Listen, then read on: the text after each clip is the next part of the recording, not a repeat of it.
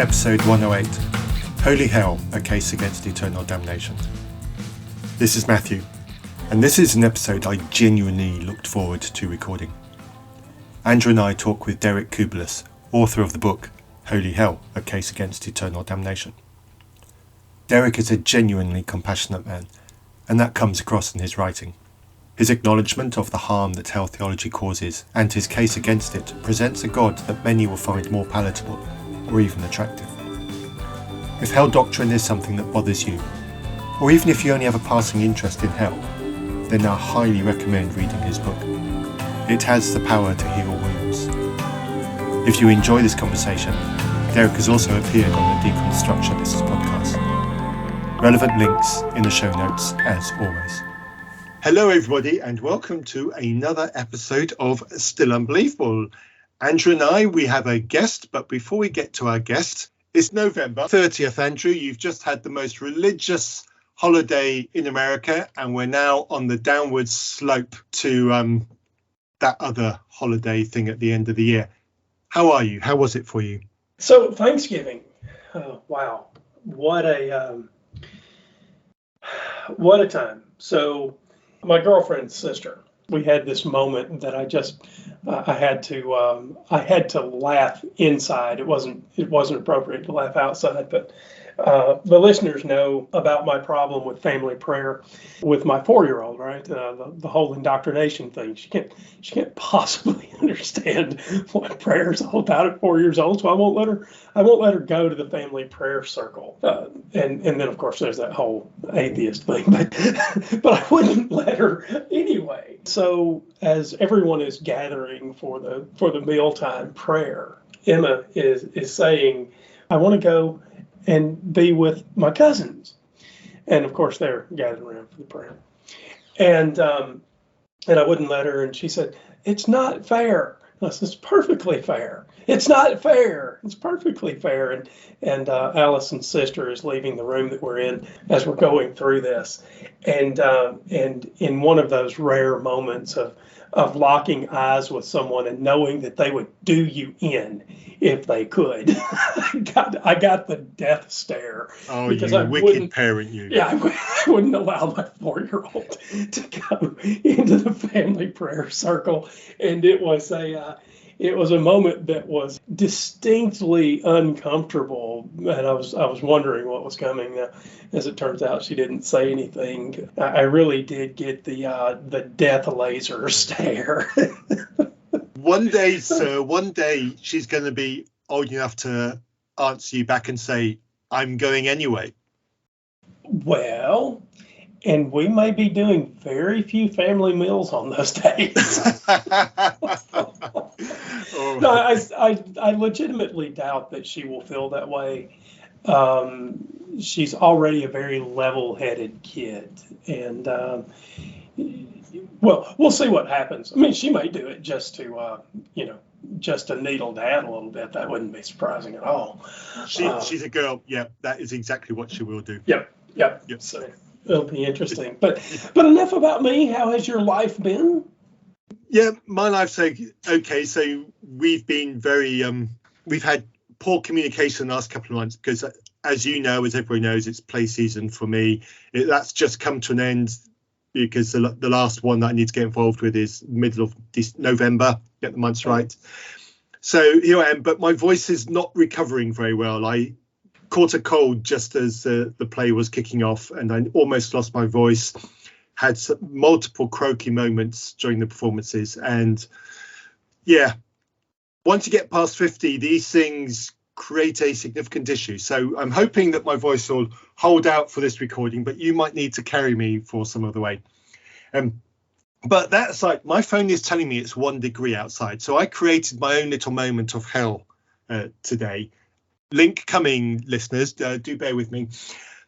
Because, I've got a little convertible, a little Mazda MX-5, and my rule is if it's not raining, the roof goes down. And tonight, clear sky, leaving work, I thought, oh, great, clear sky, put the roof down, turn the heating on, put my woolly hat on, turn the tunes up, and have a nice, pleasant drive home. And the advantage of the roof being down is I get better visibility and I can see the stars as I'm driving. I mean, what's not to like about that environment?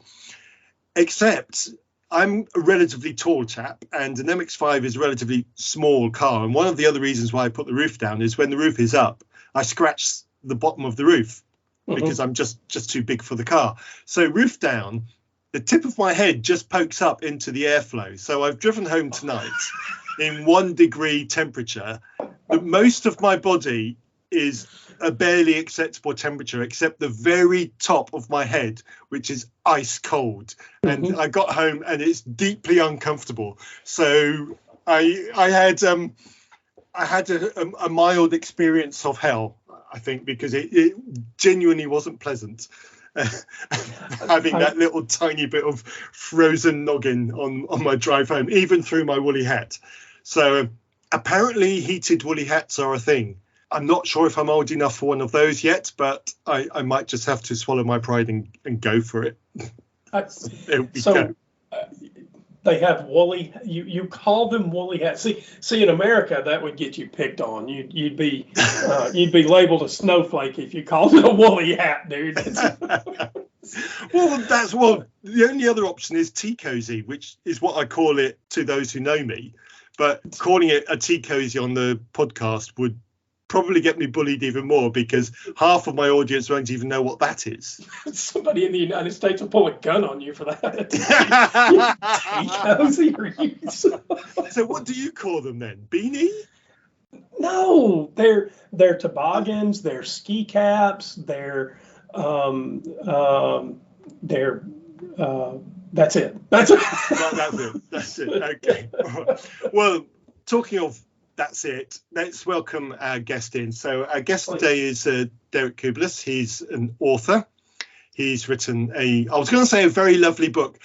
I'm going to say a very lovely book. We haven't actually had a proper chance to debrief, Andrew. I enjoyed reading his book. Did you enjoy reading his book? I did. I think it's going to be an interesting conversation, because I suspect it's going to go in waves in some spots. Yes, because we must be really weird people, because we enjoyed reading a book about hell.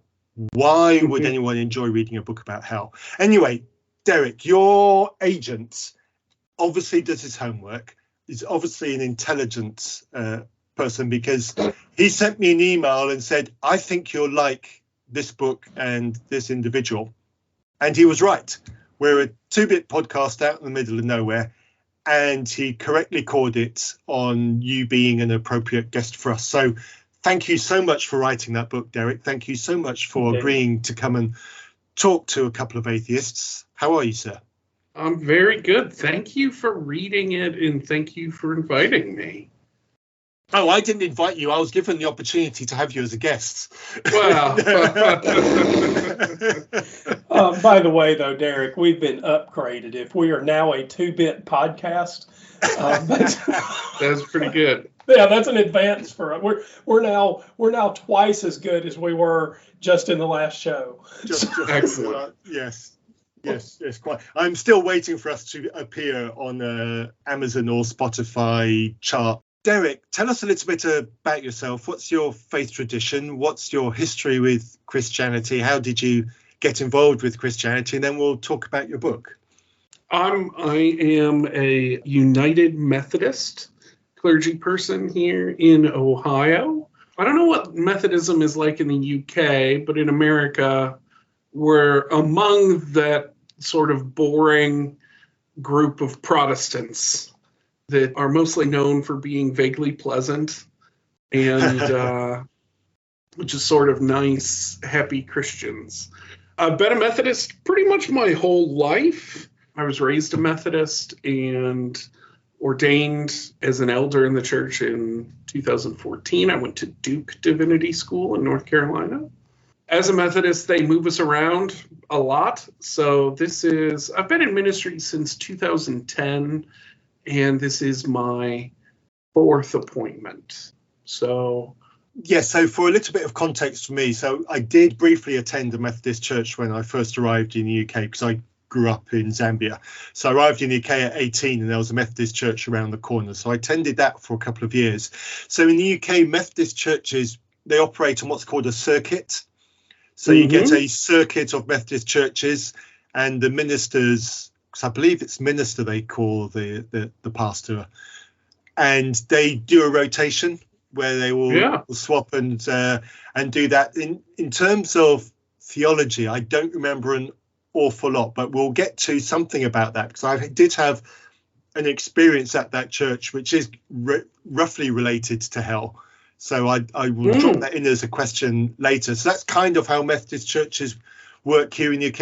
Is that similar? Am I roughly on the same lines? It's definitely part of our past, and we do have some circuit preachers who either have more than one church of their own, or who are parts of groups of churches, groups of pastors that are appointed to groups of churches. I am only appointed to one church here in Ashland, Ohio. I did have a 2-point charge when I first began in ministry. It's roughly similar, I believe. Right. And I certainly wouldn't associate Methodism with any form of fundamental Christianity. That's no. In the U.S. at least, Methodism is a pretty big tent as far as that theological spectrum goes. So you can find some pretty conservative Methodist congregations, some fairly evangelical Methodist congregations. A lot of those have left, particularly in the last year, over the whole gay thing. So those Methodist churches that are still part of the United Methodist Church are a bit more progressive than they were on average even a year ago. But still, sometimes you go into a Methodist church and you'll have a praise band and big screens, and the preacher will be wearing like a t-shirt and jeans, and then sometimes you get a fat dude wearing a dress like me with a collar and incense and all the rest of it. So it's a big tent. Okay. I personally never got on with incense. I think we used to call it smells and bells in the circles that I moved in. I love it. I got addicted to it when I was in seminary. Yeah, I love the smell. Burn in my office just when it's just me. Right. Okay. I guess I know this isn't connected to the conversation we want to have, but I'm intrigued by what is it about the incense aroma that is so captivating? That's a good question. It might be that I was exposed to it like when I was younger, when I would visit an Orthodox church, and I was just so mesmerized by the liturgy and the beauty of everything that it kind of takes me back to that. But it's also just a very pretty smell, and I like it when the worship I'm participating in engages all of my senses. Okay. Sometimes as Protestants, we can be really head people, and I don't think that's always super healthy for us. So things like incense and body posture and Eucharist and those kinds of things help kind of embody the worship a little bit, which I think is more healthy. Okay, yeah, I think I get you. So kind of like helps to engage with the mysticism, is that the word the mystique, absolutely. The mystique, that's the word I want. The mystique of the occasion. Okay, yeah, I get you. Andrew, have you had any experience of incense in a worship context? I'm trying to figure out if I can remember a time when I participated in a worship service that had incense. I don't guess I have. The Church of Christ being what it is, that kind of thing would have been very frowned on. Because you didn't even have instruments, did you? So incense right. would have been even more of a no-no, wouldn't it? Yeah. Yeah. Derek, my religious affiliation before I deconstructed was the Conservative Church of Christ. So if you're okay, you're nodding your okay. I have a very good friend who came from a Church of Christ background. Okay, well, and I can hear in your tone of voice that you know exactly what every bit means. Okay. But I did have devotionals that I went to in college, and some of those were outside. I get the appeal, but we were very we were very about the 5 acts of worship, and I think that to some extent we would have seen it never came up, to be honest, but I think we would have seen incense in the same way that we saw pianos. I realize how silly that sounds from this side of it, but I think it would have been seen as some sort of very serious, out of bounds emotional manipulation, and our cult didn't do emotional manipulation. Excellent. So not much, but today I think if I went to a religious service, I think I would enjoy incense as part of the experience. Yeah. Really, you've surprised me, Andrew. You've surprised me. How's that? Because it's not the answer I would give. That's why. It's certainly not something I use very often. Typically, only on really sort of high liturgical holidays, like Christmas Eve and Easter and Pentecost, those kinds of things. But when I break out the thurible, there are always people who, as soon as they smell it, they just get a big smile on their face, either because it takes them back to when they were a kid, maybe like pre-Vatican II or whatever, and they were Catholic or whatever it is. It just adds something. So I guess it's not the sort of thing to overuse. If you had it every Sunday, then people would just get bored of it. It would lose any specialness, wouldn't it? Right. So moving on from that little tangent, which I did actually enjoy, what made you decide to go into ministry? Oh, the way I describe it, I didn't decide. It was always sort of my path. From the time I was a teenager, I just kind of knew that was what I was going to do with my life. That just made the most sense to me. I was always a very religious kid. I enjoyed thinking about God. I enjoyed thinking about mystical things. I enjoyed talking about that stuff and learning about it and learning about other religions too. I think a big part of me coming into ministry has something to do with the fact that I was born with what they call a clubbed foot. I don't know if you guys are familiar with that. It's sort of a birth defect, limb difference kind of thing, except mine was really bad. Mine was just a terrible case of it, and I had 7 operations, or 8 operations by the time I was 18 years old. Wow. Reconstructive. And physical pain was an ever-present part of my life. For the first 30 years of my life, there was never a day when my ankle didn't hurt. And somehow, through the kind of alchemy of that experience in being part of a really good and loving church and being part of a few really loving churches, the alchemy of that helped turn me into a very empathetic person and a person who wanted to help lead that kind of community in the future.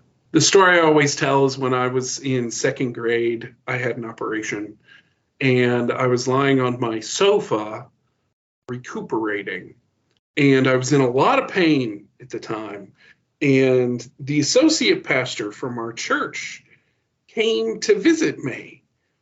And I mean, it would have been like if Santa Claus had just shown up. I mean, it was a really big deal. It was so crazy that this guy came to see me. I don't remember exactly how the conversation went down. To my memory, I said something like the question we all have, hey, if God loves me, then why would I hurt this bad?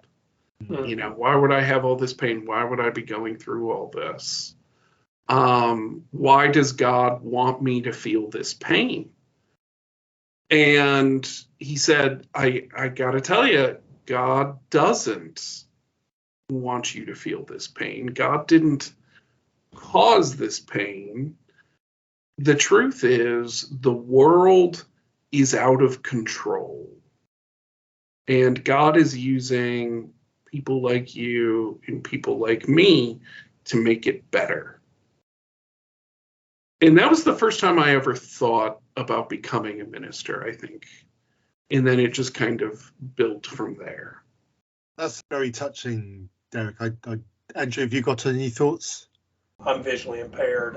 My left eye was nucleated when I was a really little kid, 18 or 19 months old.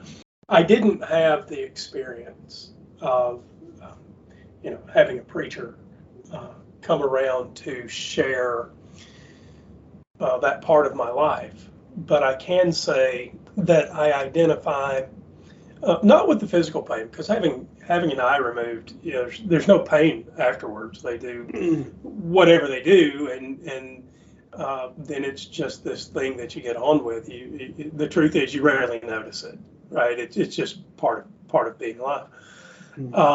But I do identify with the first 30 years of being different, right? Of having something that obviously sets you apart from the rest of the world around you, and having to find a community where you fit, right? And maybe I'm over-identifying, but at least through what you've said, I share some of that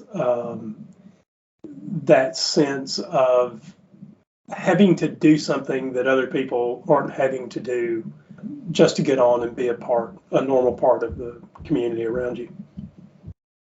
Absolutely. And like for me, it was about having that community that accepted me for who I was and who was willing to accommodate me in that, if that makes sense. Yep. And that's how I like to think about church. My wife and I have been having all these conversations lately because she has ADHD. We've had to learn how to navigate that in our relationship. And it has taught me so much about neurodivergence in general. I have friends who are on the autism spectrum that were diagnosed later in life, and I've been able to learn a little bit through them. And one of the conclusions that I've come to is that these things aren't in themselves disabilities. They are only disabilities insofar as we have built societies that do not accommodate them. My dream is that the church could be a place where everyone comes and receives the accommodation of the community so that everyone can be sort of fully themselves, if that makes sense. Yes. What a really nice vision for any community. Yes. Absolutely. I think that's a beautiful way to put that. In fact, it almost takes me to the point of what is a normal person anyway, if you really want to go to the extreme. Everybody has a peculiarity to one set or another. So let's accommodate as many peculiarities as we can and make the world a glorious technicolor remix of everybody. Absolutely. You talk about, oh, well, there are millions of neurodivergent people. Well, if there are millions, then from what exactly are they diverting? As it turns out, like, humanity just exists on a spectrum on top of a spectrum on top of a spectrum. And the goal should be to embrace everyone on that spectrum as they are, instead of forcing them into preconceived categories of what a quote unquote normal person looks like, or how a normal person moves, or how a normal person thinks, those kinds of things. Excellent. By including more people that have various problems, we find that the human condition is a much broader experience than we sometimes think. There's a drug company here in the United States, GlaxoSmithKline, I think is the full company name. One of the vice presidents has a child who is on the autism spectrum. And one of the things they're looking at doing is having those people, the people on the autism spectrum that have that unusual ability to concentrate for long periods of time. They're actually finding tasks for them in the manufacturing process so that they can employ people who are neurodivergent. What a really nicely inclusive way to have a company. Anyway, sorry, Derek, your idea of a community where everyone is accepted caused all of those things to sort of percolate to the top. And I hope that the listeners will take your story and think about it and help develop communities where more people feel welcome rather than less. Because I live in the United States like you do, and that doesn't seem to be our trajectory at the moment. Yeah. And in Christianity, to be honest with you, so much about Christianity is about conforming to certain ideals of what human life looks like, right? Especially in the evangelical world. Books being written on Christian masculinity and Christian femininity, Christian families, pursuing your career as a Christian, so on and so forth. As if there are some sort of pre-cut templates by which Christians are known and understood. That instinct that we have had, especially around the family, and especially around masculinity and femininity, to kind of circumscribe what are acceptable and unacceptable identities or ways of being in the world, is one of the things that a lot of people in the world, quite rightly, are looking at right now and saying, that's kind of bullshit. Like, I'm not really interested in that. You're in an interesting part of the Christian world to see something done about the narrowing, what I think of as the narrowing of the Christian mindset here in the United States. The Methodist denomination has traditionally been more accepting than who's to the right of the Methodist, right? Obviously, the Southern Baptist Convention, right? Church of Christ, et cetera, et cetera. I have always appreciated that the Methodists have been a bigger tent, accepted more people, a wider range of the human condition than the other large denominations to the right of the Methodist Church. Well, I mean, thank you for saying so. I do appreciate that acknowledgement. But even we have not done a great job. And we are working on correcting some of those errors from an administrative standpoint now, which is why we have seen so many conservative Methodists leave the denomination and start something called the Global Methodist Church. But I can't accept that praise without also acknowledging of the ways that we too have fallen short over the years. What do you think is the likely? So neither Matthew and I are, we're not religious these days, so we don't see the inner workings anymore. What do you think is the long-term playbook for the Methodist Church now? Is there an eye at some point to make the changes that will allow the congregations that have left to come back? Is that in the cards, where the sort of doctrinal and social differences will be ironed out and the Methodist Church will regain some semblance of its former self? I would say that probably what's going to happen is the United Methodist Church, the church I'm a part of, is going to become officially much more progressive in the years to come. And the Global Methodist Church, the part of the church that's split off from us, is going to become a very revanchist sort of Methodist denomination, very similar to what we've seen here in America with the Anglican Communion of North America, as opposed to the Episcopal Church. The ACNA split off from the Episcopal Church because they thought the Episcopal Church was too progressive. And so they have built their own churches and their own dioceses and kind of circled the wagons around issues relating to sexuality and those kinds of things. But there are even some congregations and dioceses that have gone even further than that to call into question the ordination of women. I think that there is a rule that someone out there can correct me if I'm wrong.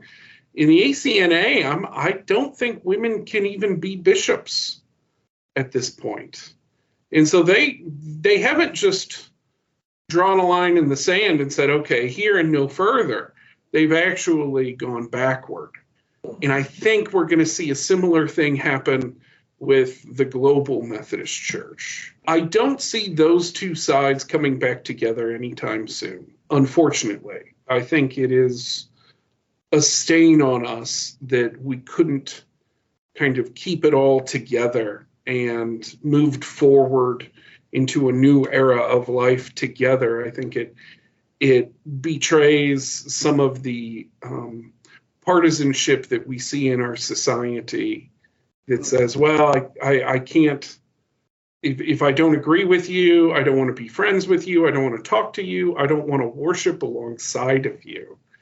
And I don't think that's a very good witness to the rest of the world. While I am glad that the Methodist Church is taking these steps on things like human sexuality, I do mourn the fact that we couldn't have brought our other brothers and sisters along with us. Yeah, I'm sorry. There must be quite a lot of pain involved in something like that. I certainly know some people who are part of a collection of churches in my region of the UK here, and they're suffering a very similar split in terms of multiple churches leaving the organisation over the blessing of same-sex marriages. And it's very much a similar thing. A group of churches don't want to accept that, so they're splitting off. Yeah, and there's nothing. It creates a really incontrovertible problem. Essentially, what you've had is teaching around sexuality has been elevated to almost a kind of dogma in American Protestantism, at least, where that is the first thing that people think about when they consider where they want to worship or what kind of community they want to be a part of. Yeah. Human sexuality is important. Don't get me wrong. It seems insane to me, though. What's his name? Terry Eagleton. If you guys are familiar with Terry Eagleton. I'm not. He is a British literary critic. Okay. But he writes a lot about religion, and he calls American evangelicalism the Christian sex cult. And Wow. he does that because he says your entire religion is about policing people's sexuality. That your religion is about making sure everyone is having sex the right way. And that's an incredibly narrow view of what Christianity is. I was having a discussion with some friends of mine a number of weeks ago who are also clergy. We gather, and we found ourselves just talking about the fact that none of us have really brought up sexuality in our sermons in the past year, or it hasn't really come up at Bible study or in any small groups or anything, and just how nice that is. Because Christianity is about so much more than what you do with your genitals. Yes. I'm thinking about the anecdote you shared earlier about you being in pain on your sofa at home and the minister coming around to visit you. And I can't help but feel that there are some congregations in our respective countries where the quality of their visit will depend on the sexuality of the person needing the visit. Oh, absolutely. And how they present themselves and their gender and those kinds of things. And that saddens me. Care should be care. You're caring for the person. You're checking their pain levels. You're checking how they are in their well-being. Why does their sexuality have any part in that equation?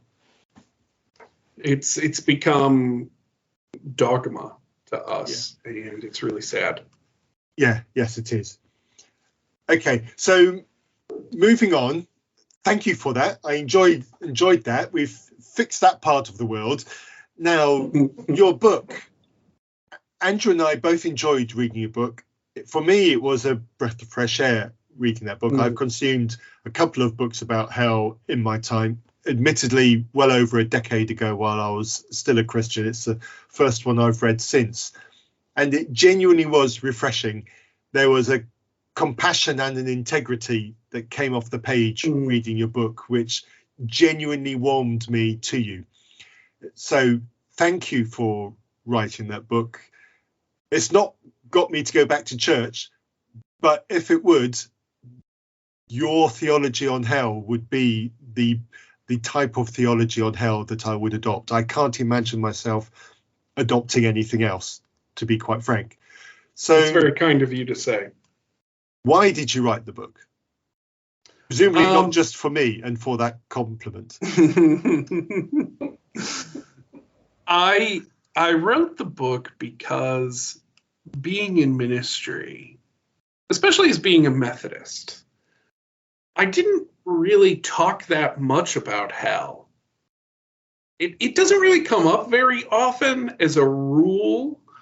I think on the big picture of things, Methodists are too busy usually talking about the love of Jesus and the means of grace and all that sort of pleasant stuff to talk about, rather than going into a deep dive on hell and damnation. But then slowly over time, I became keenly aware of just how much pain and how much trauma people have experienced as a result of being told that their friends, their family members, in some cases even their spouses and their children, might very well be burning for all eternity, not to mention the kind of existential dread they themselves might feel. I became a Universalist a number of years ago, in that I have adopted the belief that eventually God saves everyone. And subsequently, I was asked to teach a class on heaven and hell at the church where I was pastoring at the time. And I was really struck by how folks responded to what I had to say. For some of them, it was like a weight had been lifted off their shoulders, like they were finally able to resolve a kind of deep contradiction that lay at the heart of their faith. You know, their whole lives they had been told that they worship a God of love, but then in their back pocket somewhere, they were also walking around with this idea that that same God was throwing people into hell to be punished forever and ever. And that creates a kind of cognitive dissonance that exists very, very deep in the conscience of a Christian, so deep that I don't even know a lot of them recognize that it's there, but I still think it pulls on them. I like to say that hell is like the moon, right? The sun is what gives us most of our light. The sun, in this case, being Jesus and love and salvation and forgiveness and grace and all those things. The moon's gravity still pulls on everything. And that dread of eternal torment still pulls on people. And it creates fear, it creates trauma and pain and confusion. And so I wanted to write a book that just laid it all out for people and gave them permission to embrace the God of love that Jesus talks about in the fullest way possible, and gave them permission to kind of resolve that contradiction for themselves. For the listeners that haven't read your book, sketch for the listeners who probably mostly are familiar with the ECT version of hell, right? The eternal conscious torment version of hell. Mm-hmm. If you were talking to William Lane Craig, I think he holds the ECT view. Apologies to him if he doesn't, but I'm pretty sure he's ECT these days. If you were elevator pitching your view of hell to William Lane Craig, what would you say? Well, first I would tell him the name of the book. The name of the book is Holy Hell. So I should have done that. That is that's okay. That's all right. That's why I'm not a professional. Is there something less than one bit? I'm not sure. For those who might be interested, the name of the book is called Holy Hell, A Case Against Eternal Damnation. And there will be a link in the show notes. What I tell people is, imagine you had a really great childhood, okay?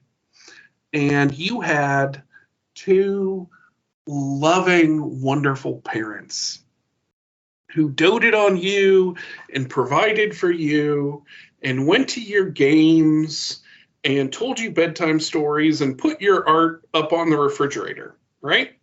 Mm-hmm. And then later on in life, you found out that whole time that they were raising you and caring for you and loving you, they were also sneaking down to a secret dungeon below the basement of your house, where they had siblings of yours who were chained to the wall that they were torturing. don't you imagine that would change your perspective on who your parents were? Don't you imagine that might have some effect on your relationship with them? A lot of Christians are walking around with that idea right now. And my book makes the case that is not the idea that the Bible is trying to present us with. Yes, I believe that the Bible is trying to tell us that there is something difficult for some of us, if not all of us, on the other side of the grave. I think there are parts of the Bible that are trying to warn us about something that may potentially be painful. But because of everything else the Bible says, we have to interpret that as meaning that whatever that painful thing is, and however we may or may not experience it, it will be for our own good. It will be redemptive. It will be disciplinary. It will be to help us grow and become the people that we were always intended to be. So I call my view purgatorial universalism. Some people call it patristic universalism. It is, I think, pretty similar to the universalism of Origen, one of the first Christian theologians, or Gregory of Nyssa, that everything we've been telling people is a hell of eternal torment is actually a very temporary chastening and rehabilitation of the soul. And so there's like these obvious questions. I can hear our listeners. I'm not going with the doctrinal ones. I'm setting those aside. So you used there's some really interesting conversation here about purgatory, right? Yeah. The really interesting part of this is, where is purgatory? And so what I mean is, are we there now, right? Are we being built to whatever that eventual eternal standard is, take eternal conscious torment out of the picture, and all of that entails, right? Because that completely reimagines the Christian landscape for the vast majority of people, right? So the moment you get rid of eternal conscious torment, all of a sudden we don't have anything like the Christianity that most people have accepted. Not all of them, but it really is a radical shift, right? And so then, if there's not eternal conscious torment, what are we doing here? Is this where our souls? Sorry, that one's still hard word for me to say. I'm sorry. Yeah. But is this where we're being built to be the better person that comes after, or is there some, in a Catholic sense, purgatory beyond the veil, if you see what I mean? So where is purgatory? Yeah. Is it here or is it there? I do think it is both, and I want to keep track of your question because it's okay. Well, it was really long. But I'm sorry. I also want to fight with one of the premises of it. Okay. Which is, you said something like, to change your belief in eternal conscious torment is to fundamentally change Christianity for most of the people that believe in it for most of time. Is that correct? Well, okay, so I don't, not, okay, so I might have overstated because I don't think it was necessarily true. Let me make this point. Let me say this. Okay. Let me say this. One of the points that I make in the book is that I don't think anyone truly believes it. Right? So I actually agree with that, but I think it's the common profession today. And by the way, I accept that the history is very different than what most people think it is. So we don't disagree there at all. That's true. I'm just saying that I think if if people truly believed in eternal conscious torment, their lives would be completely different, right? Yeah, you're going to be put in the basement and set on fire forever. That's probably a big motivator, right? Yeah, Christianity would be a completely different religion if people actually held that idea in their minds. We would never have children. We would never take that chance. We would never bring a life into the world if that kind of unimaginable torment were possible. If we believed it were possible, we would spend all of our time evangelizing. We wouldn't go on vacation. We wouldn't go to the movies. There's no time. You have to save people from this unimaginable horror. So I don't even think most people believe in it. The thrust of your question is a good one, however. I do think that all of life on this side of the grave or the next is about journeying into God. St. Athanasius told us that God became a human, that humans might become God. And that is an eternal journey into the divine, which necessitates the burning away of the dross of human life, which is why fire is used so commonly in the New Testament. It's often put in metallurgical terms. So if you read the book of Revelation, at the end, you see Satan and his demons being cast into the famous lake of fire. Mm-hmm. It's not a lake. Any Greek student worth their salt would tell you it's a pool of fire. And the idea is that it's a smelting pool. That's why we talk about fire and brimstone. Mm-hmm. Brimstone is sulfur. It's what you add to molten silver so that you can create the dross that you can draw out of it and purify it. This is all about a purification. The hope is that in this life, you can begin to walk that journey and you can get rid of some of that stuff we Christians call sin, which is just all the stuff that keeps us from loving ourselves and our neighbors and our enemies and all those folks. That's the stuff that needs to be burned away.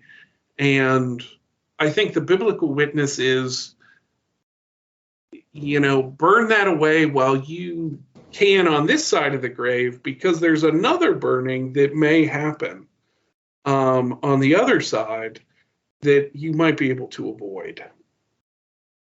And so I liked that bit in your book where you wrote about the refiner's fire and the fire of hell, and they're actually hell is the refiner's fire. It is the one thing. Now, obviously, at some point, those two concepts got separated, because I remember being taught about the glory of the refiner's fire making me pure and the horror of hell, which I need to avoid.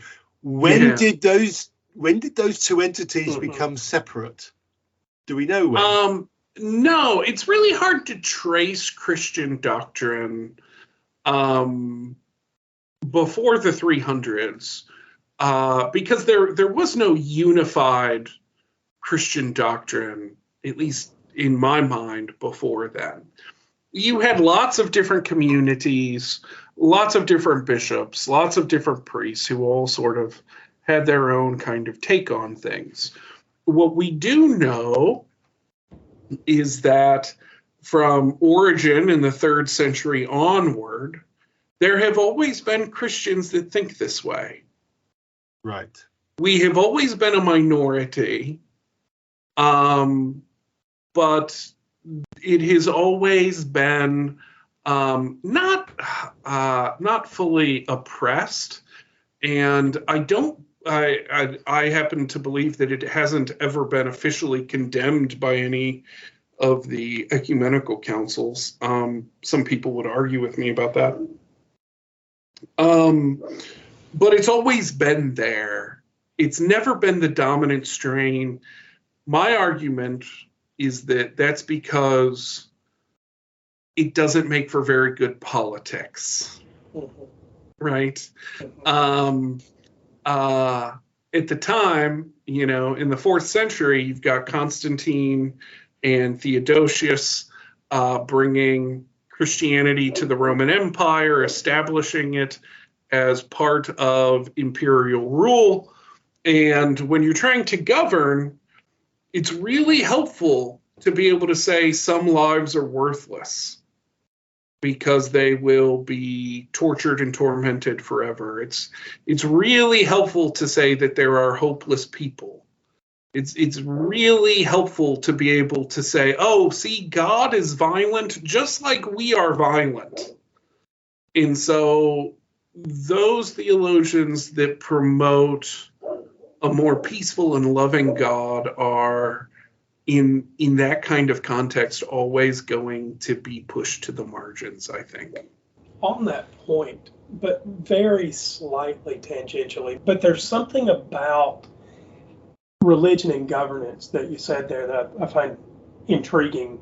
And that is that I think it is possible and very often done that we use popular religion as with some level of control in mind. I think the level of control is different depending on who the person is, right? So I'm not making some sort of sweeping accusation like it's probably going to sound, but I do have a question, and I did as a theology student. Okay, so I did my time in the classroom too. Mm-hmm. I did it more poorly than you did, I'm quite sure.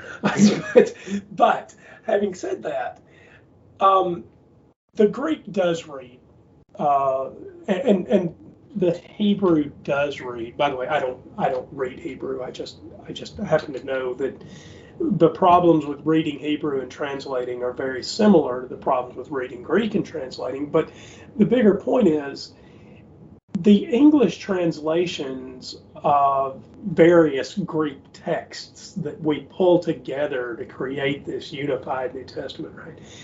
There does seem to be a point where the translations that we have are more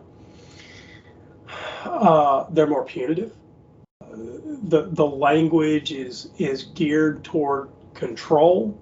Like I said, not making this is not a sweeping accusation, but I'm just wondering if you agree that our English translations don't serve the Christianity that you're talking about particularly well.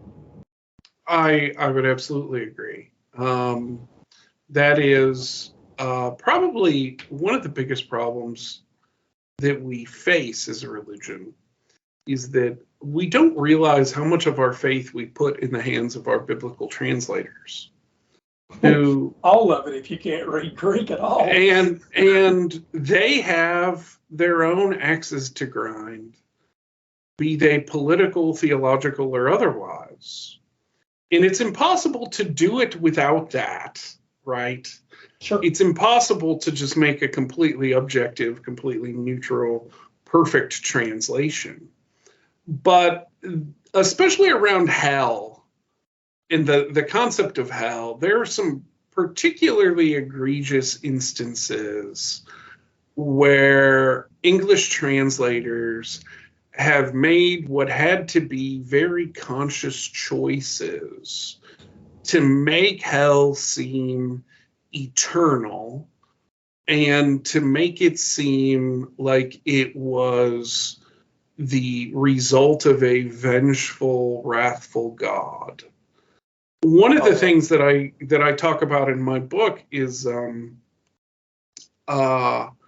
way the King James Version treats the Hebrew word Sheol. Sheol is a very mysterious word, and it gets translated in any number of ways into English. Sometimes it's translated as hell. Sometimes it's translated as grave or pit. And it is an odd thing in the Bible. For instance, when Saul consults the Witch of Endor to summon the spirit of Samuel from Sheol. Samuel pops up, and he is frustrated that he has been disturbed. You would imagine if Sheol was hell, as it's translated, that he would welcome the few moments of relief, right? By the same more token, like the rich man and Lazarus than exactly. Maybe the idea of a conversation with Saul was really that unpleasant. Yeah, that's pretty wow. good. That's pretty good. That was good. Yeah, it was. By the same token, if you kind of trace out where the King James Version translates Sheol as hell versus where it translates it as grave or pit, you start to notice a pattern. When the surrounding context of the word has to do with pain or fire or destruction, King James translates it as hell. If it has to do with peacefulness or sleep or hiddenness, it translates it as grave or pit. So you get these ridiculous places where, like, Job talks about being hidden in Sheol. Or no, that you would hide me in Sheol. Well, if that's hell, that wouldn't be a very good hiding place, right? And by the same token, the psalmist says, if I make my bed in Sheol, thou art there. And one of the things that evangelicals like to talk about is that hell is the one place where God's presence is absent. Well, that's just ridiculous, right? St. Paul tells us that in God we live and move and have our being, and that it's often, since time immemorial, it has been a Christian doctrine that existence itself comes from God. As Paul Tillich said, God is the ground of our being. If you take God out of the equation, you would simply cease to exist. So all of this is deeply bound with translation and the kinds of biases in theological ideas that translators have going into the project of translation. There's no real way around it. There are better translations and worse translations. There is no perfect one. What it really takes is the heart of good people to be able to see past that. I think you mentioned the dichotomy there, or you mentioned one half of it, that often religion is used to control. I think you can split almost any religious community, whether you're talking about Christianity or Islam or Hinduism, between those who want to use it to help and those who want to use it to control or to reign, right? John Chrysostom said that the desire to rule is the mother of heresies. And I think that's right. If you don't mind me lumping you in with Professor Bart Ehrman. Maybe.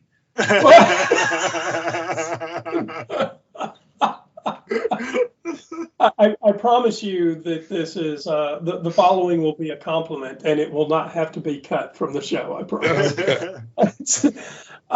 He makes some of the same observations. He wrote a book called Heaven and Hell, if I remember the title correctly. Yes. Some of the things that you say about Sheol, he has similar, if not identical, observations. My point is only that people who care about this and do it for a living realize that there are significant problems with the way the word Sheol has been dealt with traditionally. And your point about the grave, right? That is among religious circles, in those that are religious and care to do their homework. This is pretty well known, right? That we just aren't playing fair with the word Sheol, just as one instance where the pew packers aren't getting all of the information that they should get, right? The lay people just aren't being given everything in Sunday school that they need to be given to make a good to make a good evaluation of the text.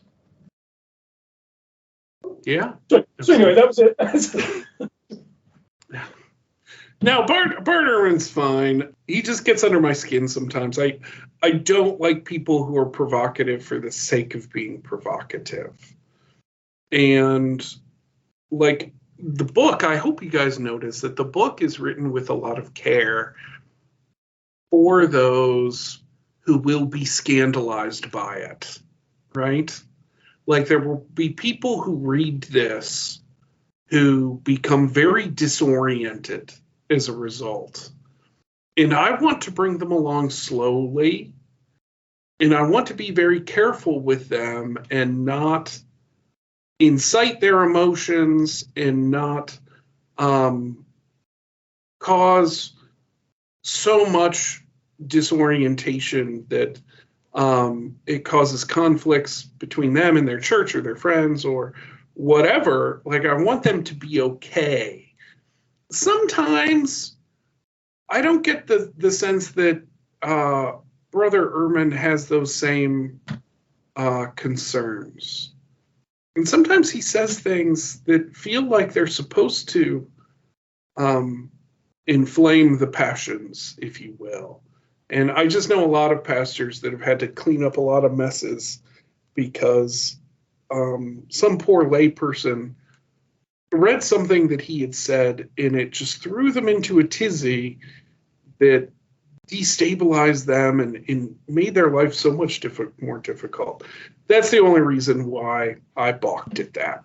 On that subject, in my young 30s, I was still a Christian. It was that long ago, sadly. I was flirting way too close to fundamentalism. If I'd picked up your book and started reading it, I'd have got to the point where you started talking about hell being purgatory, which I love the way you do that now. But as a young 30-year-old, I think I'd have got to that bit and gone, this guy's a Catholic, he's just too afraid to admit it, and I'd have been the book. So what would you say to 30-year-old me who's got to that point in your book and is now just about to throw it away because he can't cope? I would say it's okay. It's okay to throw it away. I would say that we have to take the challenges that we're ready to take. I mean, ultimately, I believe in a loving God. I still call that God the Hound of Heaven. Johnny Cash, if you guys are Johnny Cash fans. I'm not familiar. He has an old country singer. He has a song called God's Gonna Cut You Down. And it's I actually grew up on Cash, man. That's yeah, it's actually a hopeful thing that sooner or later I would tell him it doesn't matter if you throw this away right now or not. What matters is that you think deeply about these things and that you continue to challenge yourself. Sometimes people aren't up for the challenge, and that's okay. I don't have to provoke them to push themselves past a point of no return. I think that's exactly what a fundamentalist would do, right? Yeah. Yeah. What I'm trying to do is say, hey, this is available. I think it's good news. If people don't want to hear it, they don't want to hear it. And I'm still going to live my life, and I'm still going to say what I feel like I need to say. I hope if that scenario were true, that I'd have felt enough of your compassion and your graciousness by the time I got to that point, that it would have been enough to carry on. But I could have been I was a bit of a dick at times at that stage of my life. So I can still be a dick now, actually. Let's be honest. No, he's a good dude. Matthew's a good dude. He is. I can sort of hear, I guess the echoes of my own voice in my own head, but I can hear, if we have any conservative listeners, I can hear them just going nuts over this conversation.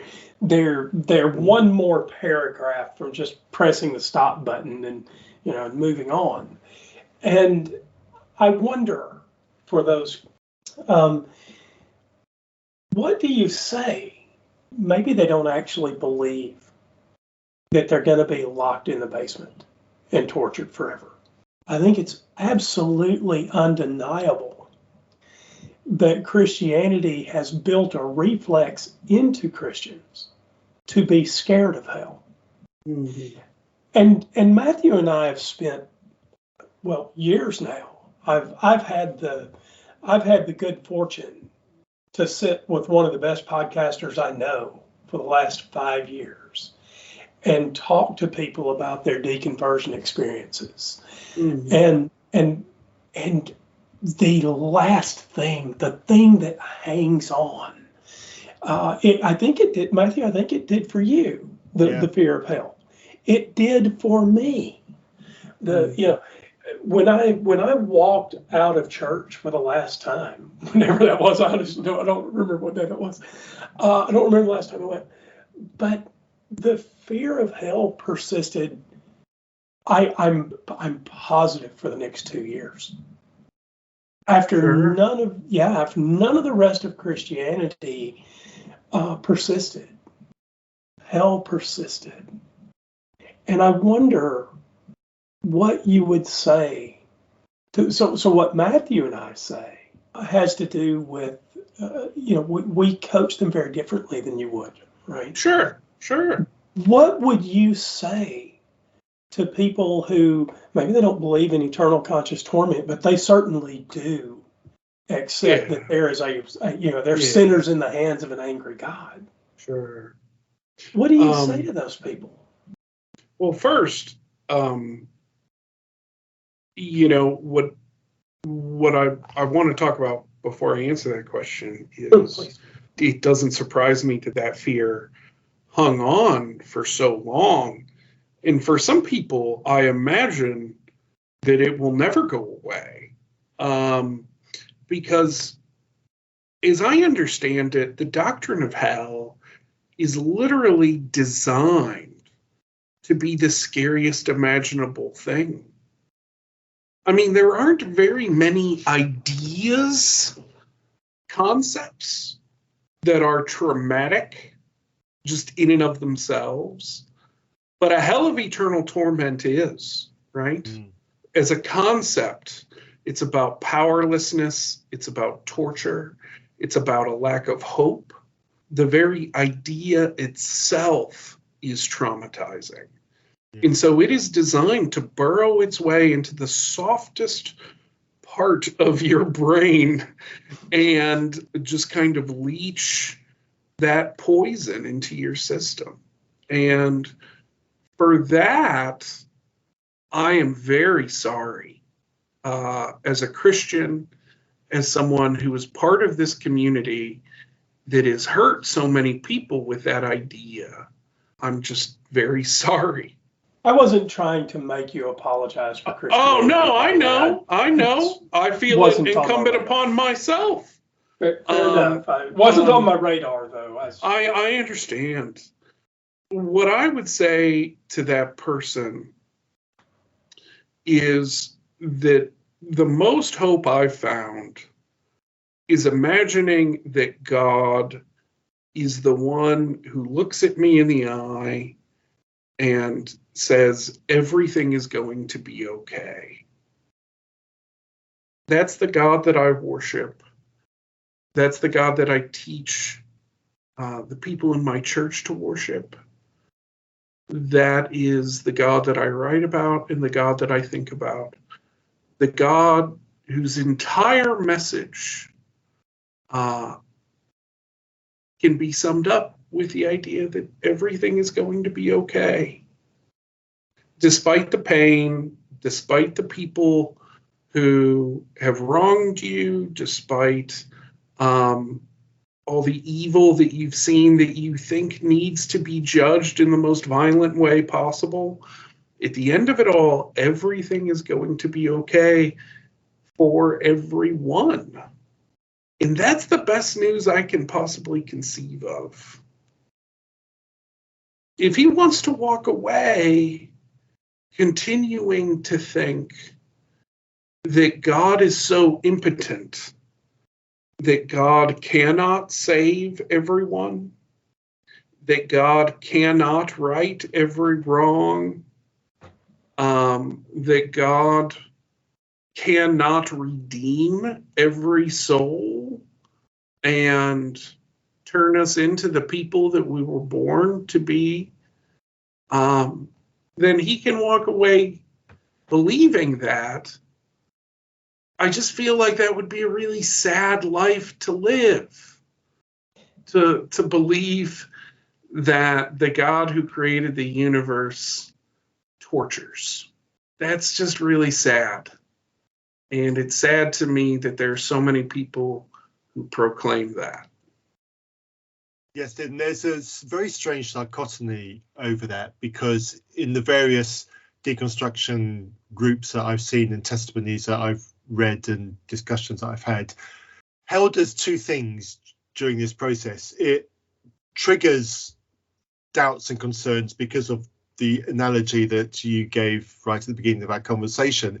And it happened to me when I became a new parent, and it's happened to many other people when they become a new parent.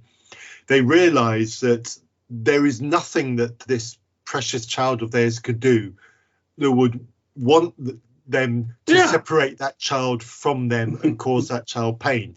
And for many people, an epiphany happens in that moment, and they go, I'm a better parent than the God I've been taught about.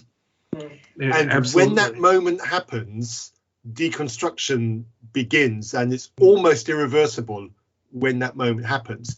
And then at some point towards the end, the fear engages, because they've now realized what the end point of their deconstruction is. And again, this happened to me, and it happens to a lot of other testimonies that I've read. They suddenly realize what the end point of their deconstruction journey is likely to be, and the fear kicks in. And now they're fearful of that parent that they realize they're a better parent than. And it creates an awful lot. And you've used the word trauma, I've used the word trauma, and that's exactly what it does. And it messes with your mind. It's awful. Yeah, absolutely. What I like to talk about is that we say that Jesus is the fullness of the revelation of God. Mm-hmm. And the first thing that Jesus reveals to us is that God is Father, or mother, or parent, or however you need to put that. That is the most common thing that Jesus teaches us about who God is. And then we turn around and interpret the rest of what he has to say to mean that Father somehow torments people, torments his children for all eternity. Well, that doesn't make any more sense today than it would have made in the first century. I talk about, my cousin murdered a man in the year 1992, and his mom still goes to see him religiously. And she loves him just as much today as she loved him back then, because that's what the love is between a parent and a child. It doesn't matter what the child does. It doesn't matter who the child becomes. The love is still there.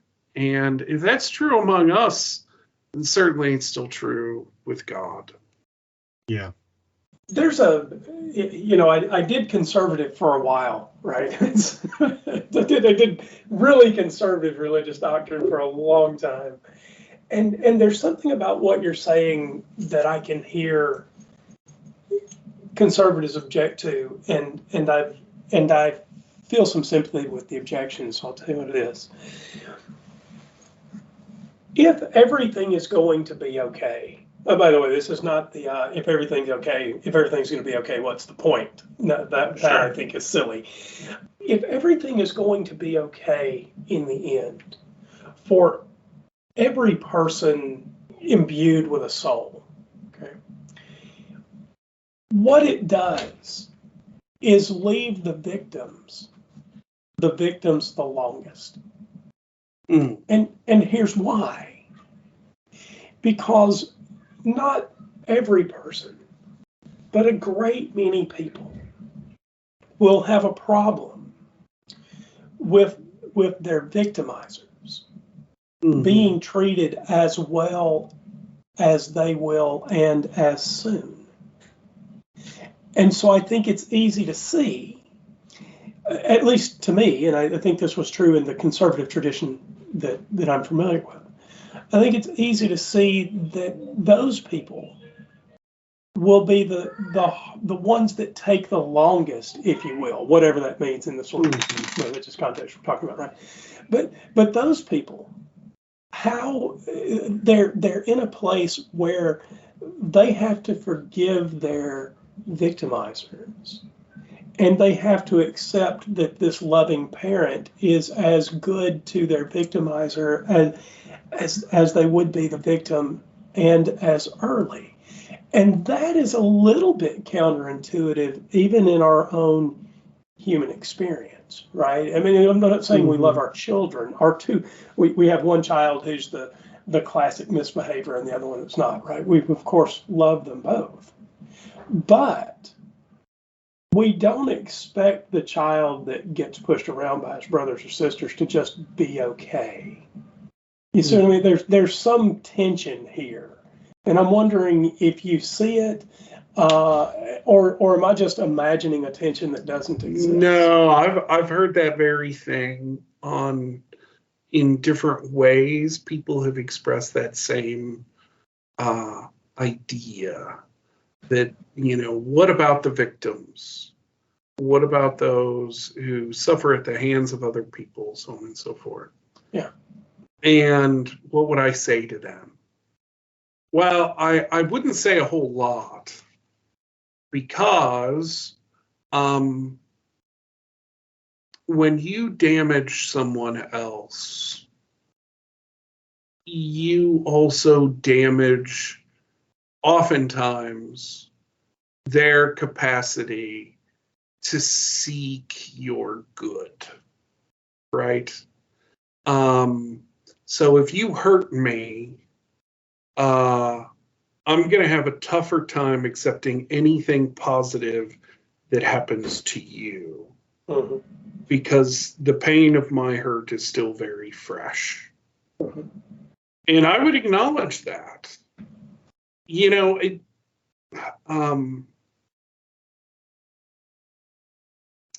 Truth. So for a lot of conservative folks, for a lot of evangelical folks, truth is just truth, and it is truth all the time, and it is truth everywhere, and that's the end of it. But I think truth, yeah, that's good. I think truth is actually very contextual, right? Boy, you've really said a dirty word there, haven't you? Well, for instance, if I go up to someone who's just been raped, and I tell them that their rapist is loved by God, and that God will redeem them. Yeah, probably a mistake. That's a bad context for that particular truth, right? Like, my emphasis needs to be on that person, on the pain that they're feeling, on making sure they're okay, and on God helping and redeeming them. So I would say that for those who have been hurt, for those who have been victimized, that is its own theological struggle. Yeah. Not everyone needs to believe everything all at the same time. Like, sometimes you have to focus on your pain for a bit. Sometimes you have to focus on healing you and on repairing what happened to you. In time, I think most victims realize that wishing well on their victimizers can actually be helpful for them. Some people don't get to that point, but a lot of people do. I think of the Amish school shooting in Pennsylvania, the way they reacted. Now, that is a community that has been formed in a very specific kind of spirituality that prepared them for that moment. Most people don't have that capacity to forgive someone who does something like that. And certainly not at that particular moment. But I'm also not going to stand here and demand that they do it.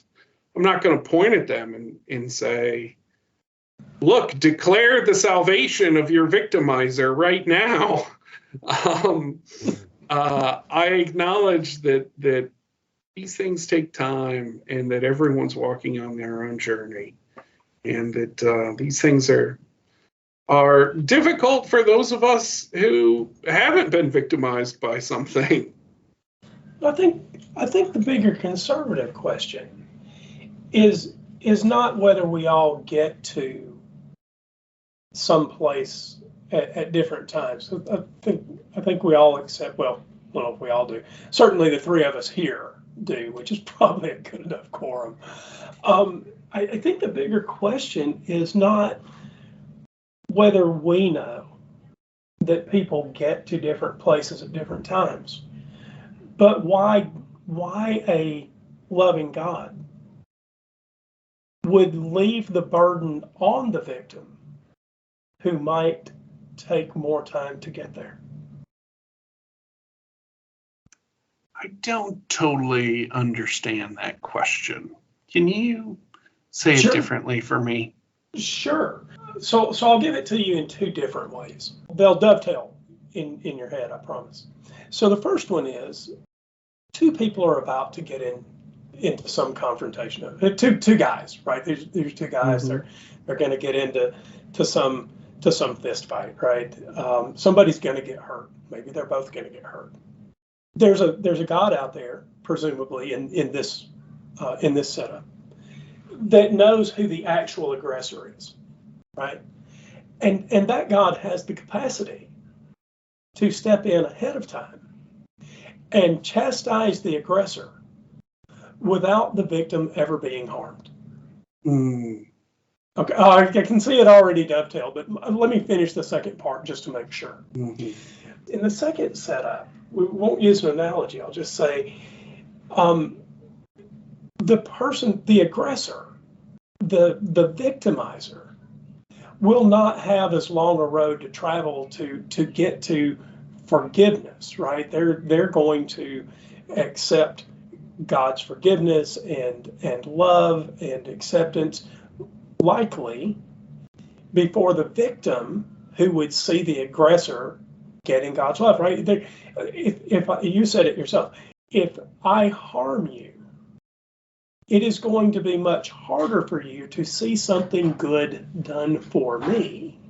Mm-hmm. So when God accepts me, you are in a more difficult spot. You see something good for me. It leaves the burden on the victim. Mm-hmm. Do you see the point in both cases?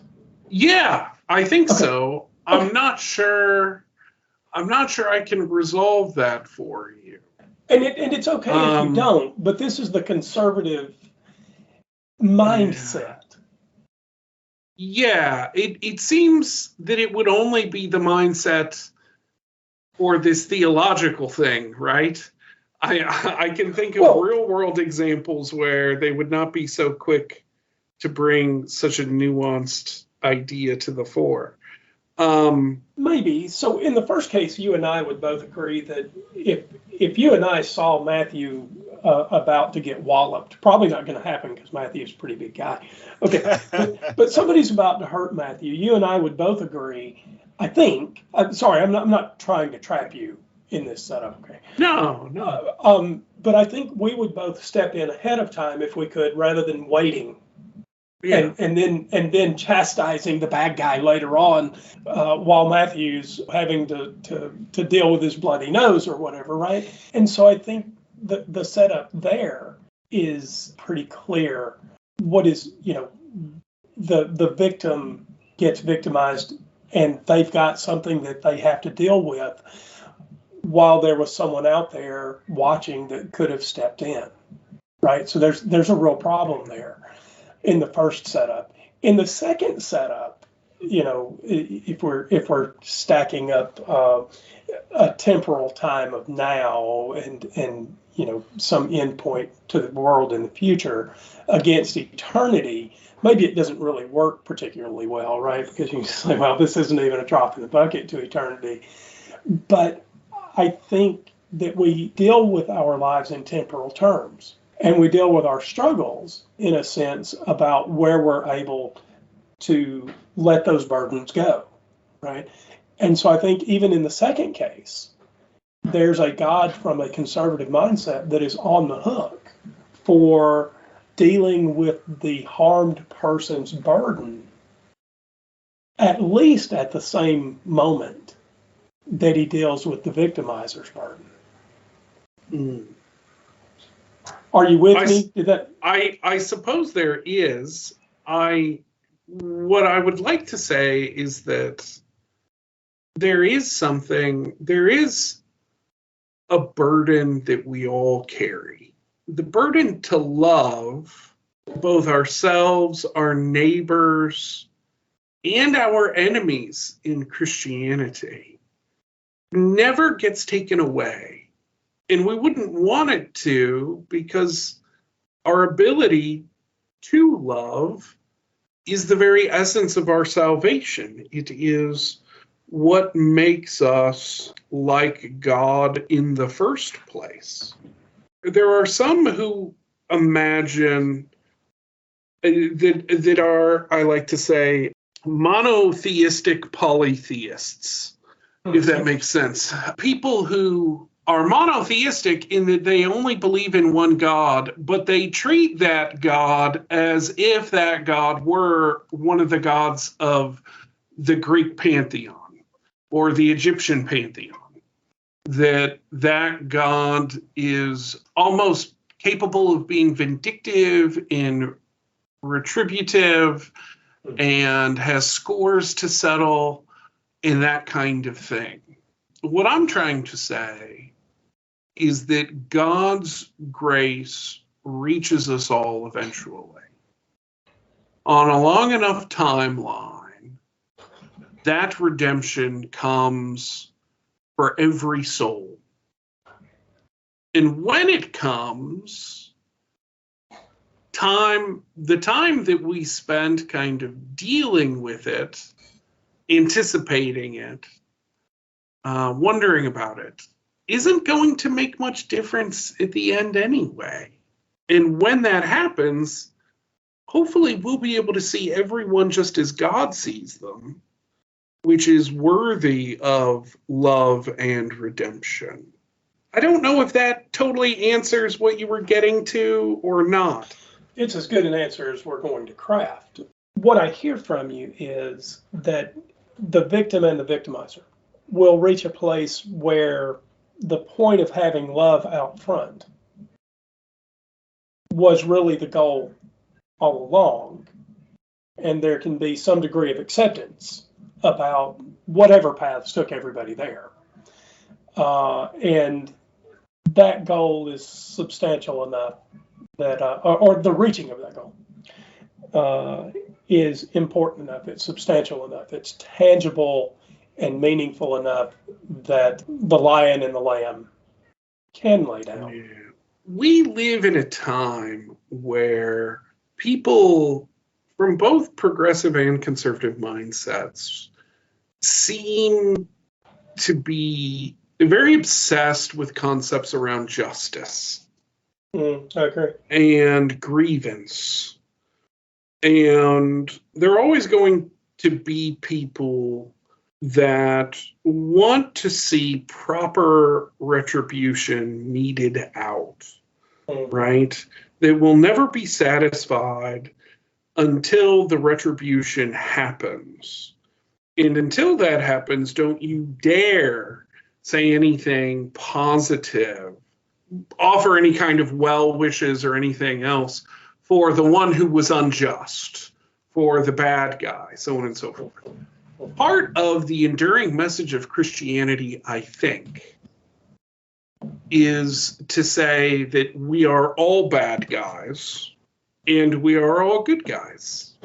That's not trying to draw a false equivalency. A rapist is still a rapist, and a murderer is still a murderer. But there is something about Christianity that says, yes, there are those who do monstrous things. However, you all are united as one humanity. Maximus the Confessor makes this case when he treats, when he says, okay, we talk about the Trinity as three persons in one God. We should therefore be talking about humanity that same way. That at the end of the day, there is only one human. There is one macroanthropos in his mind. And we are all part of that same single essence.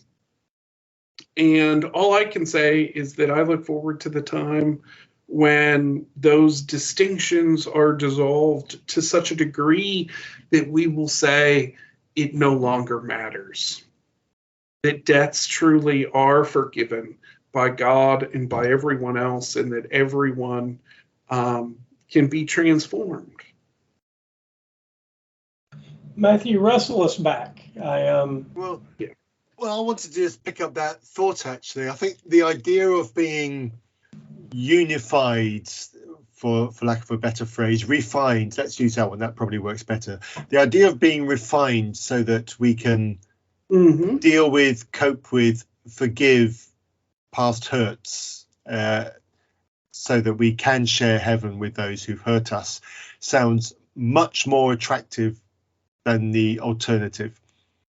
And even one that I think there was one that you tangentially referenced, where some people say that those going into heaven will be refined so that they no longer have any memory of those that are being tortured forever. I think even that is a worse option than being refined so that you can forgive and love your past source of hurt. Exactly. The idea is that no one should want to go to heaven in order to become a worse human being. Right? Yes. Which is what you have when you talk about like some forms of Calvinism, some forms of very conservative Thomism that describe Christians being able to see those who are suffering in hell and praise God as a result of it. So now, you've created a world where resentment is praiseworthy, where resentment is honorable. And I can't really stomach that. Because the question is then, if everyone doesn't go to heaven eternally, then what about those who you loved on this earth who nevertheless burn in hell? And there have been a number of people that have tried to answer that question. One of the popular answers throughout history has been that God touches the mind of those who are redeemed so that they forget about their loved ones who were burning in hell. And that is just ridiculous to me. It's almost as if God promising someone that God will lobotomize them of their memories of their loved ones. So anyway. Yeah. in a rare, frank conversation on that matter with somebody who I care about, who is still a believer, we had a moment of frankness where we could. We haven't repeated it since, and we asked, and I asked quite bluntly, well, what are your thoughts about eternity and I will never be around? And the response was, I'd just rather not think about that just now. Yeah, And because it causes real pain. yeah, and I was quite saddened by that. If the thought of a perfect eternity actually causes you enough grief that you don't want to think about it, then by definition, it can't be a perfect eternity. Absolutely. What I like to say is that we all have heaven buddies, which is to say that we all have somebody without whom heaven just would not be heaven. And so for me, like, that would be my wife, obviously. It would be members of my family. It would be my friends. Your And golf then course. Yeah, my father's golf course. Yeah, that's right. And then they in turn have their family members and friends and so on and so forth, going out in all directions. 6 degrees of Kevin Bacon. We are all heaven buddies on some level. There is someone I like to imagine that we're all dragging each other into redemption. Yeah, I did find your audio recording of that sermon, Heaven Buddies, and I enjoyed and I enjoyed listening to that. Obviously, it was very familiar because I'd already read the chapter, but I did enjoy that sermon. I forgot that was on the church's old podcast page. That's good. Yeah. It's good. So, yeah, I did try and do some homework as well. So a thought has occurred to me while we've just been talking about hell and redemption and refining, etc. And so it's still a thought that's forming in my mind. So it'll be interesting to see what your response is. I'm mindful to think about Bishop Desmond Tutu and the Truth and Reconciliation Commission that he chaired in South Africa post-apartheid, and the prolonged and, let's be honest, painful process that was to achieve a better end. Is that the kind of hell you imagine? Is that the kind of purgatory that you imagine? I think that's a fantastic analogy. I think that's a really great analogy. I don't know if you're familiar. So Desmond Tutu had a Methodist counterpart named Peter Story. Yes, he did. Who has written wonderful things about that. And the gritted teeth of those white folks in South Africa as they had to listen to the testimonies of all the people that they had just been grinding for years. And they had to sit there and they had to take it. They had to become acquainted with their own evil. They had to acknowledge the damage that they had done. That is a fantastic analogy of the kind of purgation that I think awaits us on the other side of the grave.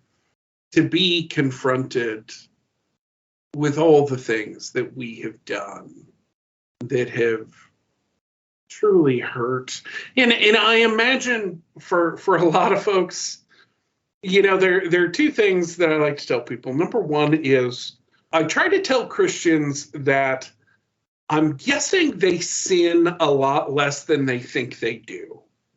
Especially in America, we have a very sort of puritanical mindset about things, and preachers here just go on and on about how pervasive sin is, so on and so forth.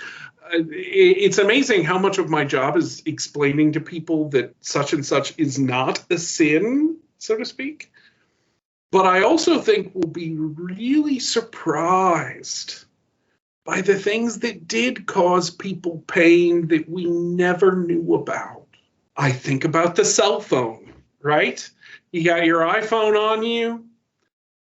There are people half a world away where they have to put nets out in front of the windows of factories because they try to kill themselves. And we keep using those cell phones, right? That's going to require some refining, I think. I think we need to become acquainted with the hurt that we've caused in those ways. So bravo. I wish I had written that in the book. Edition 2, there you go, sorted. Yeah. That's fantastic. One of the books that had a big impact on me as a young Christian, I don't know if you're familiar with the book, was David Pawson's Road to Hell book. It must be 20 to 30 years. And that book had a big impact on me and I'm kind of asking if this tracks with your research. One of the things that David Pawson said in that book was all of the teaching that Jesus said about hell was to his disciples only. There was never anybody else there. It was only ever to his disciples. And the conclusion that he came from that book was that because it was to those in authority, and that those in leadership or in authority should be more concerned about hell than the average person, which to me as a young youth leader at the time was genuinely terrifying. And it had a huge impact on me. But that's not the bit I want you to address. The bit is, did Jesus's words about hell, or whatever the original word was that genuinely only to his disciples, or is David Pawson being a little bit loose with his interpretation? No, I think he's being a little bit loose. A lot of his discussions with the disciples happen in the context of there being scribes and Pharisees kind of around. So you have to understand something about the rhetorical world of the first century, where you would have conversations, but they would be these conversations you would have for the sake of the crowd that was standing around you. Right. And there are some places, I believe, in Matthew 25, he discusses Gehenna with the Pharisees specifically. So no, it's not just his disciples, and it's not just about leaders, but that's the exact thing I would expect somebody like that to say, in order to make sure that all their leaders were on board and that everyone was towing the company line. Right.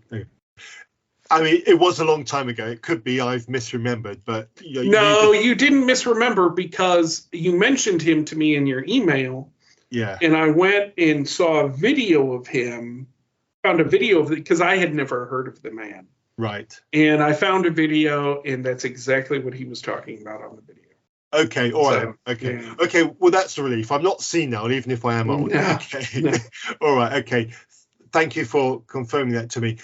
One of the other questions I want to make, and I know Andrew kind of poo-pooed it a little bit earlier, but there is an obvious question about universalism, and that is the fall and the resurrection and how that fits in. So even if it's short, could you just cover that off?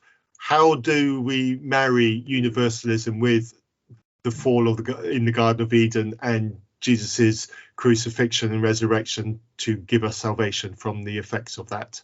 I am indifferent than a lot of Christians in that I believe that the fall was a genuine fall. I believe it was a mistake. Right. I believe that, and I don't even know that it happened in time. There's a very deep philosophical idea called the atemporal fall that I've been kind of chewing on these last couple of years. But the point is that we, in my theological worldview, we were always intended to have unity with God. That was always the point.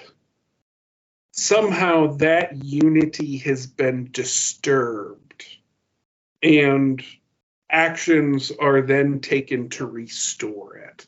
I don't think that God intended the thing that we call the fall. I don't think that was providential. Some people may call me an open theist for thinking that way. If any of your, that's a really deep cut of theology. Yeah, I guess that's how I would answer that question. Where does the crucifixion and resurrection fit into that and your universalism? Well, I think it sits right at the heart of it, right? Like, the atonement is Christ showing humanity just how much God loves them. That you have a God who is willing to open himself to all of your violence, to all of your hatred, to all of your inhumanity, and is willing to suck it up into himself and then turn it into redemption. Rather, it's one more thing that tells us the lengths that God will go through in order to have the kind of relationship with us that God always intended. It shows just how extreme God's love for humanity truly is. I think the bit where I'm not tracking is, if we're eventually restored anyway, what does the resurrection achieve? Oh, I would say it makes the path for that possible. Okay. So one of the distinctions I make in the book is that I am a universalist and not a pluralist. And this is where I start to sound kind of conservative, but it's just sort of who I am. That the point that I make is that everyone is redeemed, but that everyone is redeemed by Christ. And the crucifixion and the resurrection are what open the path for humanity to find union with Christ, if that makes sense. There's some really specific theology that goes on here, but I would say that the crucifixion and the resurrection of Christ are the very thing that makes that redemption possible, and the very thing that makes it universal. Open theism, that's another show. Yeah, it is. That's another show, and bravo for throwing that card down. It seems to me that the problem with the fall contradicts an all-knowing God, and if not an all-knowing God, certainly an all-powerful one. And I don't think free will buys I don't think it gives table stakes for this particular game. Because if there's an all-knowing and all-powerful God, so he has whatever capacity he wants, right? Then surely he could just create the beings of free will whose wills would eventually most align with his, without the need for a fall of any kind to reach redemption. And he's not even a very good inventor, because he doesn't seem to get that there are some people who are going to most closely align with him when their souls are granted, right? Some souls are going to more closely align with him. And so I think the problem for me with the fall is that it puts the very nature of the typical Judeo-Christian God in question. That may very well be. The way I would answer it as a Methodist, and this is some pretty inside baseball kind of stuff. The way I would answer it is that in order to create a being who can love freely, the possibility has to be there for that being to reject, at least for a time, the love that's being offered to it. And so to create a humanity that was incapable of a fall would be to create a humanity that would be incapable of love. It would be to create an automaton. That's not really what I want to argue for. I want to say that God created humanity for the sake of love, and that there is kind of an inherent danger within that, but a danger that God won't let get too far out of control. See, that's actually the point, though, isn't it? Because if God is in control, he should surely have the capacity to create the set of beings who always have the possibility to fall, but never choose to. Well, you're getting into some deep philosophical stuff right here. Whether God, I'm not so sure. I would want to say that on any level, God can only do that which can be done. I wouldn't want to necessarily argue for a God that can make it rain and not rain at the same time, right? Which I think is what you're describing. So I'm trying just to respond to what you said, that there's a God who won't let it get too far out of hand. And so the point to a God that won't let it get too far out of hand is that it should then, by virtue of the fact that he has control, he has this in hand. What then is the dividing line that prevents him? So we're not talking about making it rain or not rain. What we're talking about is a God who has the capacity to create a being. And some of us, right? I mean, some people are going to get there earlier than others. Some people accept God right away. You accept him relatively early, right? But that doesn't necessarily say much about the state of my soul. I would direct you to someone like Thomas J. Ord, who can articulate much better than I can the kind of distinction of wills you're talking about. I would say that God, like that preacher who came to visit me, Reverend Bowser, when I was on the sofa with my leg, I would say that he was right, that to a certain extent the world is out of God's control, in that God does not direct the course of events moment by moment, nor does God direct the course of human will step by step. But nevertheless, God, in the same way that you don't control everything your children do, but in the same way, you would never let them step out into traffic. You would never let them drink bleach. You are strong enough to do that. Sure.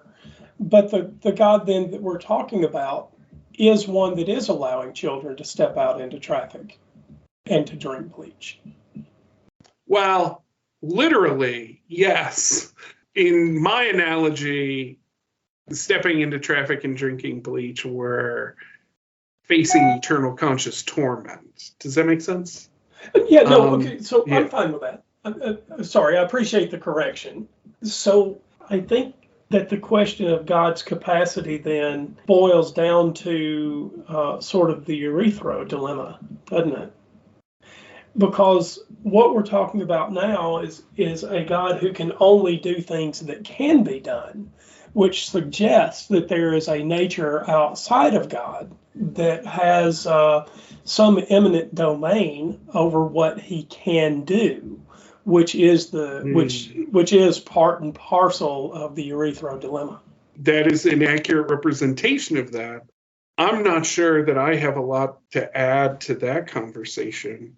Well, now we're just chewing the fat. The kind of ontological questions you're asking about God's nature and power, I'm less authoritative on. I think you would need to talk to a decent theology professor to have that conversation.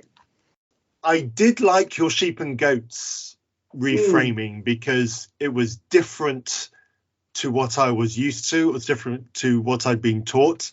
I didn't expect it. I didn't see it coming. So do you want to lay out very briefly for our listeners so that they want to come and read your book, how you interpreted or reframed the sheep and goats narrative? Yeah, well, part of it is trying to resist this instinct that we have to constantly create dichotomies in the world between good guys and bad, right? Between those who are wholly worthy of good things and those who are wholly deserving of punishment. And when you bring that mindset to the parable of the sheep and the goats, it makes it really easy to convince yourself that the goats are just the bad guys in the story who are headed toward a kind of eternal torment. Now, in your English translation of the Bible, you will see the word eternal punishment there, but I go to great lengths in the book to explain why that word in Greek is not and has never meant eternal. One of the key insights for that passage is that the goats aren't just goats, they are kid goats in Greek. They are young goats that have a tendency to intermingle with herds of sheep and disturb them and get into all kinds of trouble. And so the point isn't that they need to be destroyed. The point is that they need to grow up and that they need to be disciplined and they need to have a kind of chastening in their life that allows them to be worth something.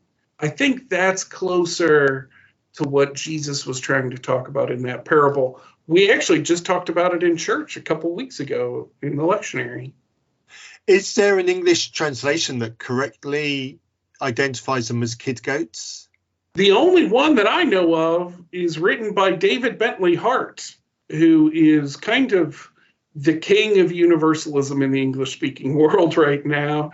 He wrote a very good translation of the New Testament from the original Greek. He tried to preserve the alienness of the Greek language, and I think he describes it as being, what's the word he uses, pitilessly literal. And that's one of those places where I think he uses all the appropriate what I would consider to be all the appropriate terminology. Okay, if I can find that translation, I'll put a link to it in the show notes. I think it sounds like something that's really useful for somebody who'll be interested in that kind of thing. Because reading that, I really had one of those moments of, why did I never hear this before? How have I got to this age and have never heard this explanation? Because the way you express it in the book makes so much sense. Yeah, there are a lot of things that once you see them, you can't unsee them the same way. Yeah, and there was one more thing I wanted to bring up about your book, which really did strike me before I let Andrew loose. And that is right towards the end, you talk about the death of a grandparent. And it genuinely moved me because I'm one of those few people who has been privileged enough to become an adult with 4 grandparents alive. And I consider myself deeply privileged to have been able to have formed an adult relationship individually with each of my grandparents. Yeah. It was a wonderful experience for me. I treasure that. But it came with a sting. I lost all 4 of them in an 18-month period, and it was savage. It was absolutely savage. I wasn't over the first death by the time the last one had died. It was absolutely terrible. And the worst moment was I was at my mum's house for the funeral of my grandmother, and we're just waiting for the funeral cortege to arrive. And the phone rings, and it's my stepmother ringing to say that my grandfather had just died. And it was just shitty in every way you can possibly imagine. And my mum's parents were wonderful, godly people. My dad's parents, I have no idea.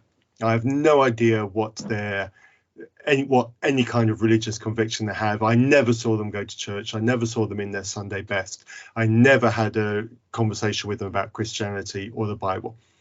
So a couple of weeks later, we're just talking with my father, and I broke down and I said, "Will I see my grandfather in heaven?" And that had been consuming me ever since he died. It was all I could think about, and it completely robbed me of a proper expression of the celebration of his life, of the celebration of my memories. And I'm not overstating, I'm not being polemical when I say I can't forgive the Christianity that I held to for forcing me into a situation where I felt like that, because I genuinely feel robbed of a proper grieving process because of the Christianity that I bore at that time stole it from me. Absolutely. And your narrative at the end of your book brought that home to me, and I found what you wrote really touching about that. So thank you. Yeah, my pleasure. I think when it comes to end-of-life circumstances, Christians can be really insensitive sometimes around talking about the afterlife, where someone's going, why they aren't going there. Having conversations with people who are on their deathbed, trying to get them to profess a faith in Jesus at that most vulnerable position. It feels almost like a violation, right? Yeah.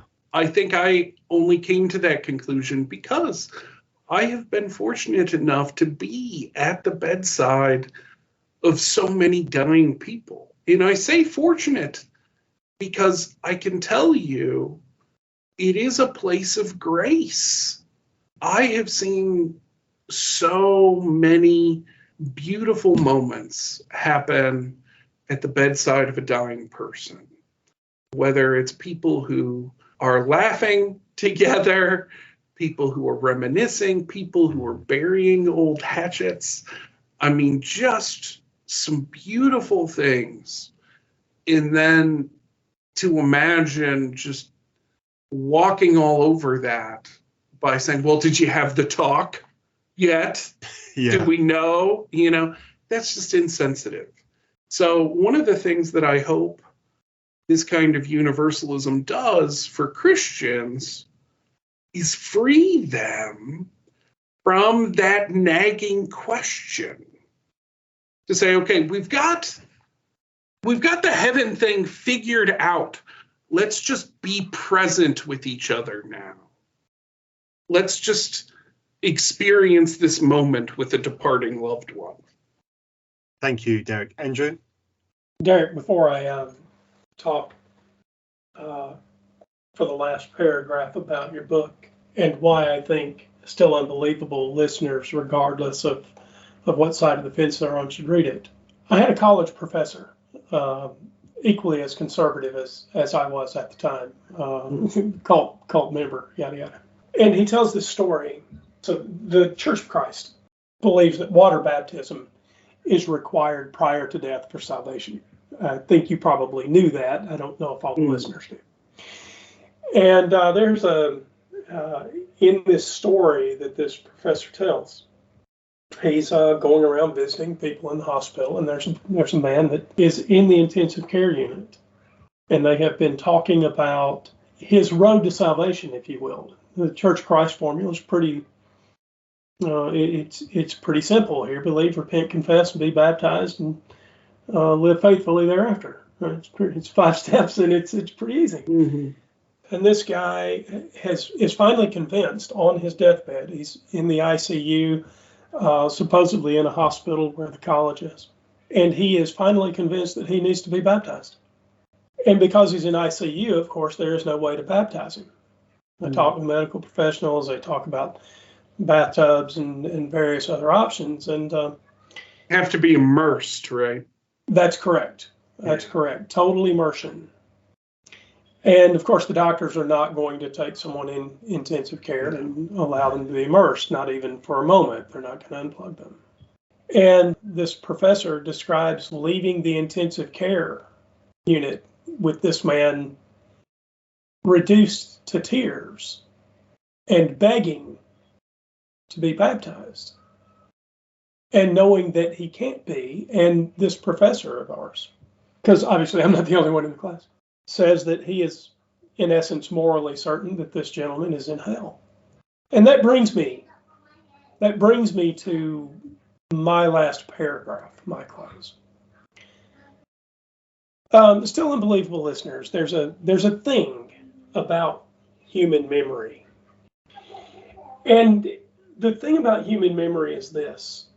When we have a hurt in our lives, if we are able to resolve that hurt with the person that harmed us, the resolution gets stored alongside the hurt, and it makes the hurt easier to manage. That's what we mean when we say we're reconciling with someone, or words to that effect.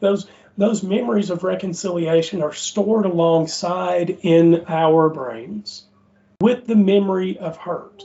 And that is why reconciliation has the power that it does, is because it is that memory of reconciliation and the fact that it is stored beside the memory of hurt that makes the memory of hurt easier to manage. That's why reconciliation is as important as it is and has the power that it does. The way that relates to this book is this. You probably have a Christianity that you need a little reconciliation with. I wish this book, Derek, had come along when I was battling the Christianity that I just described to you. Because, Christian or not, the book provides a path to reconciliation for harmful Christianity that I find frankly repulsive. Thank you for writing it. Thank you for being willing to come to Still Unbelievable and talk about it. I appreciate the work, and I hope the listeners will pick it up. It'll be good for them. Yes, it's an honor. This book would have made a big difference to me if I'd read this book instead of David Corson's book. And I mean that genuinely. It would have made an enormous difference. I hope your book sells well. It deserves to sell well. At the very least, it deserves to be read well. And I genuinely wish you well. Remind our listeners when it's launched. Is it January 24, if I remember that right? It is. It's February 27th. Oh, I was close. So we have some time. Yeah. Now we have a little bit of time yet, but it is available for pre-order wherever you like to get your books. It should be there. Holy hell! The Case Against Eternal Torment. Thank you guys so much. That does my heart good to hear you guys say that too. It really does. And thanks for having me on. Thank you. So before we let you go, yes, tease our listeners, do you have a favorite Bible character, and who is it? I think it might be Jacob. I love that Jacob not only wrestles with God, that Jacob's relationship with God is not always comfortable and not always tidy, but that he's also wounded by it, right? So we've talked about my leg. I don't know if I mentioned that I actually lost my leg in 2012. It had to be amputated in what was the most painful episode of my life. But every time I read about Jacob limping and leaning on his cane at the end of his life, I resonate with it, because that pain that he experienced, it wasn't just pain, but with God, he was able to transform that pain into something redemptive.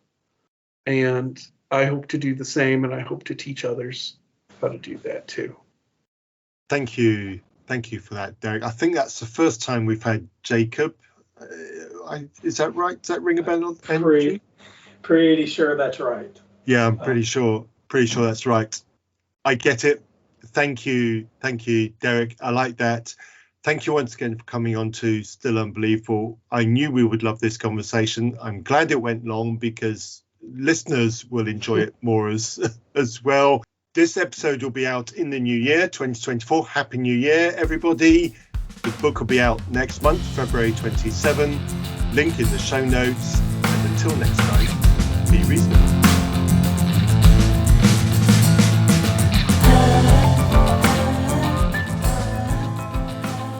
You have been listening to a podcast from Reason Press. Do you have any thoughts on what you've just heard? Do you have a topic that you would like us to cover? Please send all feedback to reasonpress@gmail.com. You might even appear on an episode. Our theme music was written for us by Holly. To hear more of her music, see the links in our show notes.